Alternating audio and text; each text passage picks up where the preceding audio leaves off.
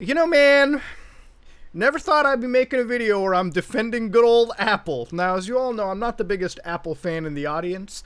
I've said my piece, you know, it is what it is. If you ever want to know what I think of Apple, I made several videos on it. But if you haven't known what's going on, Epic Games, the creators of the local video game cancer known as Fortnite, have got their little app removed from the App Store. And not just the App Store. Apparently Google's been done with them too. So the Play Store and App Store are now rid-free of Fortnite. I know some people are writing this off as a massive W, but I don't think Epic Games is. But let's get into what actually kind of happened. Now, if you don't know, Epic Games introduced something called direct payments, where you can give your money right to them for all your good old V-Bucks. Now, Apple didn't take too kindly to this. This is clearly violation. This is a violation of their actual store policy. So Apple, finding a violation of their store policy, removed the app. Now, to understand, this whole thing pretty much starts off with money. And how much money? Well, think about it like this. Apple charges 30% of microtransaction fees, app fees, if you use their storefront. Now, I've seen a lot of people throwing Apple under the bus for the Apple tax, but let's just be fucking honest here. That tax is pretty standard for everywhere you go, whether it be Valve, whether it be PlayStation, whether it be Google, whether it be whatever, okay? That 30% tax goes around, but we're getting a bit ahead of ourselves. They've got some complaints. Let's read some of these over. Apple completely bans innovation in a central part of this ecosystem, namely any app that could compete with Apple for its distribution of apps in iOS through its control over iOS and through a variety of unlawful contractual restrictions that it forces app developers to accept. Apple prevents iOS users from downloading any apps from any source other than Apple's own storefront, the App Store. True words. The result is that developers are prevented from selling or distributing iOS apps unless they use Apple's App Store, and accede to Apple's oppressive terms and conditions for doing so. For example, as the sole distributor of iOS apps, Apple collects the money from every iOS user's app purchase, remits only 70% of that payment to the app's developers. Yeah, so they keep a 30% tax, right? What we just covered. Among the oppressive terms that app developers have to accept, Apple coerces all app developers who wish to use its store, the only means with which to distribute apps to iOS users, to use exclusively Apple's own payment processing platform for all in-app purchases of in-app content. Oh, you heard that, evil Apple. Now here you can see a complaint where we're going to read a couple things real quick. This, I guess, was filed against Apple. Now here, let's read a couple things. Epic brings this suit to end Apple's unfair and anti-competitive action that Apple's undertake to unlawfully maintain its monopoly in two distinct multi-billion-dollar markets, the iOS app distribution market and the in-app payment processing market. Epic is not seeking monetary compensation from this court for the injuries it has suffered, nor is Epic seeking favorable treatment for itself. Oh, how nice of you, Epic. Goddamn. Instead, Epic is seeking injunctive relief to allow fair competition in these two key markets that directly affect hundreds of millions of consumers and tens of thousands, if not more, third-party app developers. All right, fair enough. They're fighting for everyone, okay? This is a big company standing up to another big company, and of course, if Epic wins, a lot of the smaller people win as well, too. You can even see later down that their prayer for relief also introduced awarding any other equitable relief necessary to prevent and remedy Apple's anti-competitive condo. Well, you want money or not? Just goddamn say it. Now, of course, this triggered the free Fortnite. Oh, man.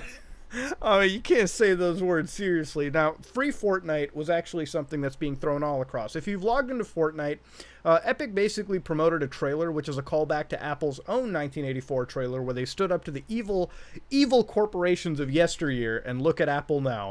Oh, man, dude, the clickbait is real. Fortnite is banned. No, dude, no, it's not. It's one storefront. Stop lying to people, dude.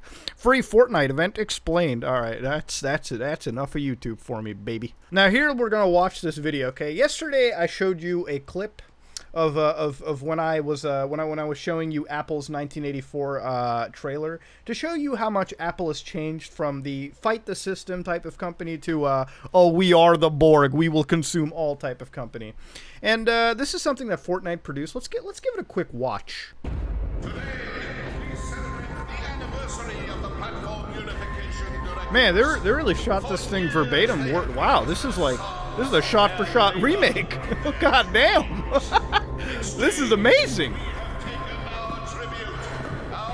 I can't take like anti-competitive 1984 stuff seriously when it's all Fortnite. However, I will say that I don't expect much of the community to actually get this reference. Epic Games has defied the App Store monopoly. In retaliation, Apple is blocking Fortnite from the billion devices.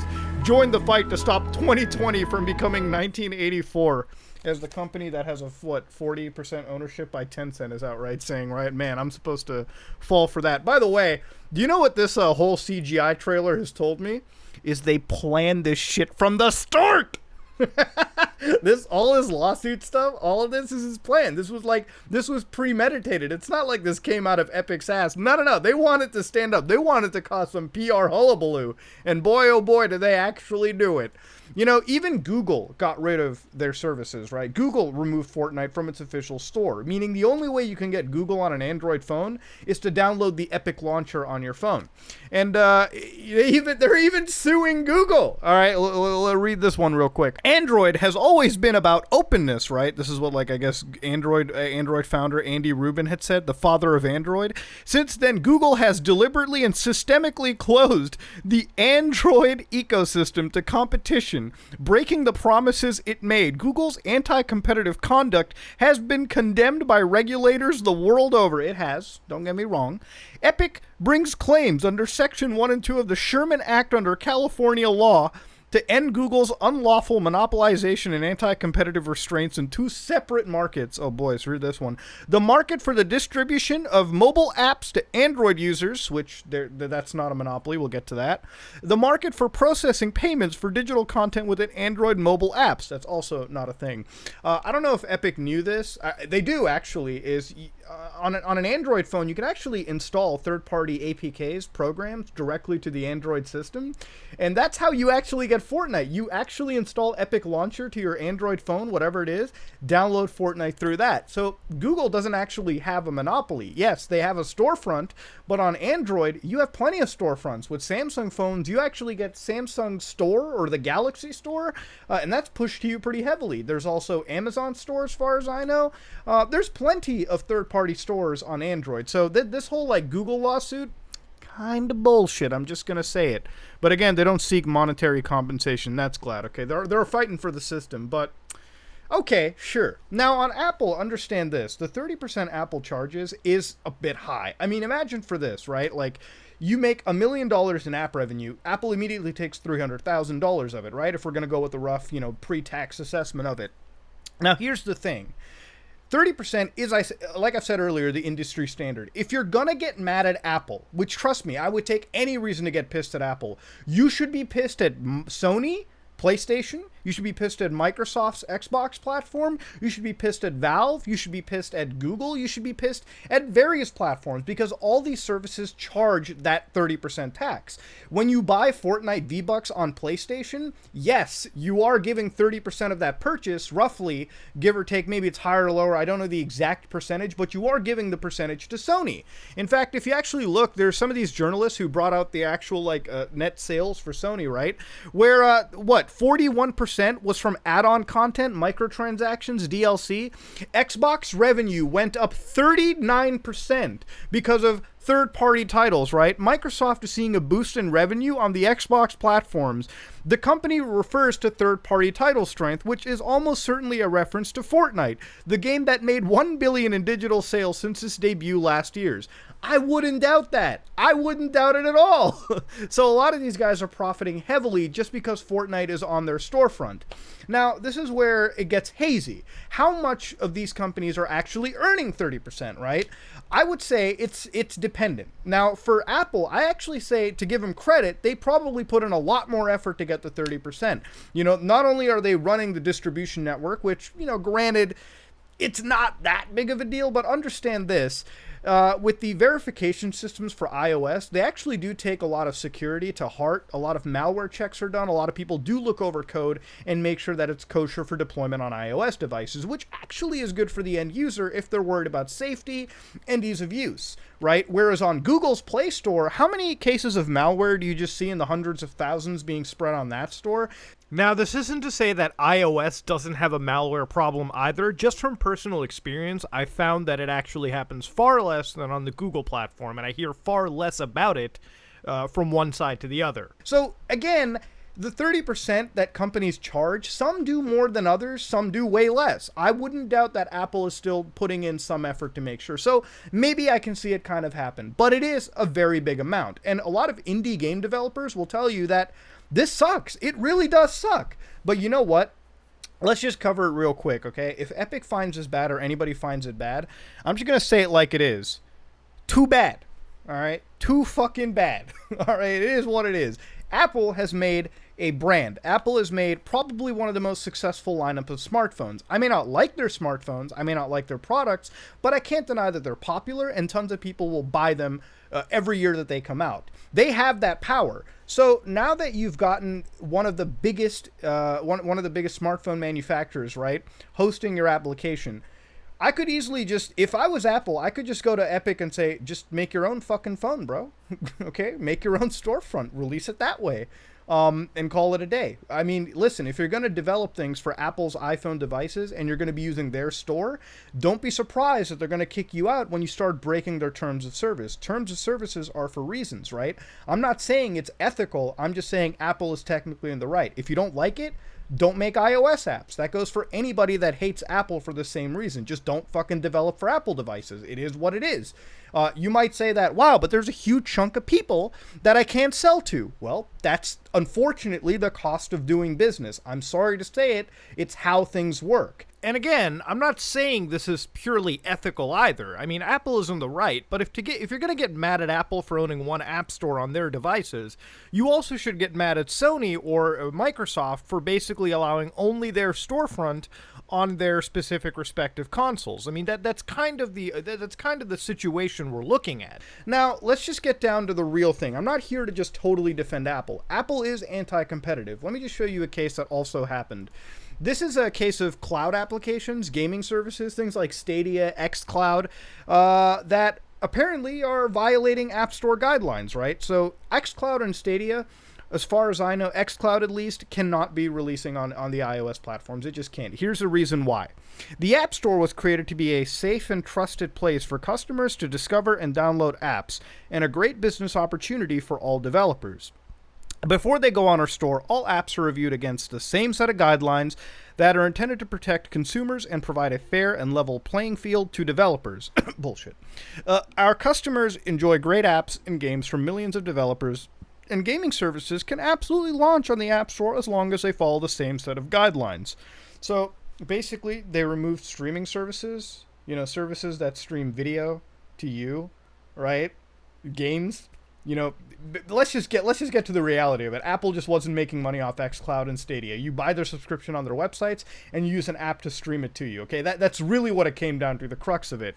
But also, what was more important in this to understand is now that these services are violating App Store guidelines, where you get to the anti-competitive nonsense, is just give it a few months, maybe give it a year, but come back to this video and tell Past Muda if he was right that Apple decided to make their own video game streaming service. Apple has something called Apple Arcade that people pay months for.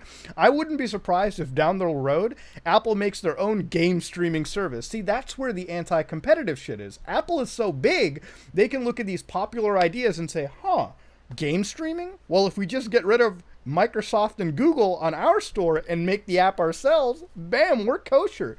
Game streaming is something any company can do. And Apple can control whatever goes on their store and what doesn't. It is what it is. So you get what I'm saying with it?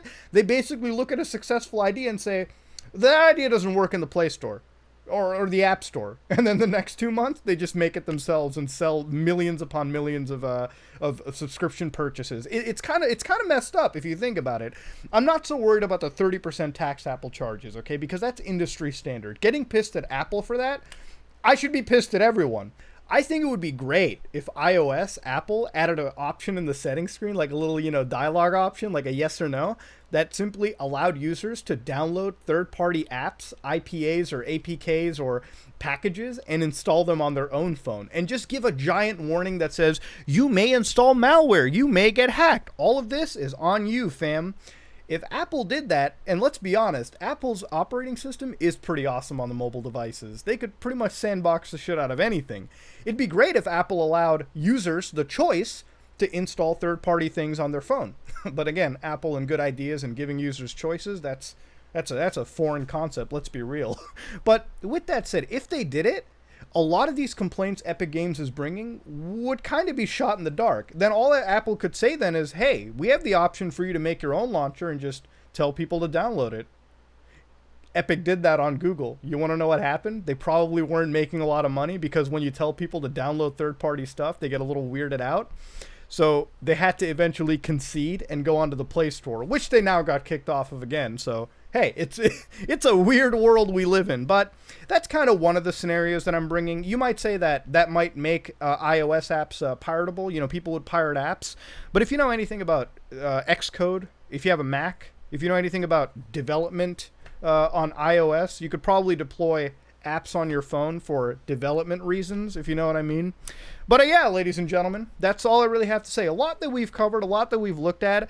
Nobody's really right in this situation, but I think Apple has the right to pretty much charge whatever they want. Again, it's their platform. Just as much as any developer can eventually just say, fuck Apple, we're not going to release on your platform. And I think that's the best thing. It's great that Epic got their app removed. Fortnite isn't going to die, but I hope that developers may be able to look at this and say, if we all just protest alongside Epic or go to another competing service, I don't know, maybe something can happen.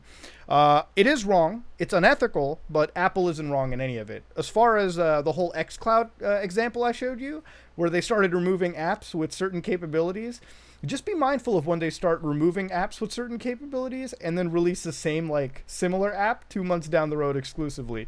But ladies and gentlemen, that was the whole Epic Games and Apple nonsense. If you like what you saw, please like, comment, and subscribe. Dislike it if you dislike it. This is me, Mudahar, and I am out.